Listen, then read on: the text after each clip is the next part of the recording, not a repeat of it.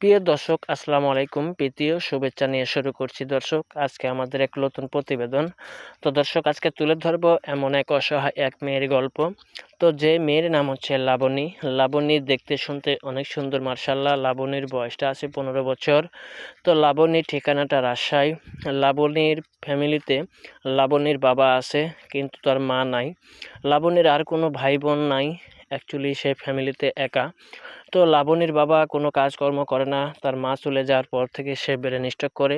তো লাবণী পরের বাসায় কাজকর্ম করে নিয়ে এসে তার অসুস্থ বাবাকে নিয়ে খায়। তো লাবণীকে দেওয়ার মতন কোনো মানুষ নাই। তো লাবণী এখন চাচ্ছে, আমি আর মানুষের বাসায় কাজকর্ম করতে চাই না, যদি একটি ভালো দায়িত্ববানওয়ালা ছেলে পাই তাহলে আমি চিরজীবনকার মতন জীবনসঙ্গী করতে চাই। তো এই ছিল দর্শক লাবণীর মুখের কথা। লাবণীর সাথে যোগাযোগ করতে চাইলে আমাদের ভিডিও স্ক্রিনের উপরে নাম্বার থাকবে, আপনারা যোগাযোগ করতে পারবেন। দর্শক, প্রেম ভালোবাসা আপনাদের ব্যাপার। তো আসেন আমরা দেশের সেবা করি, 5 ওয়াক্ত নামাজ পড়ি। আসসালামু আলাইকুম।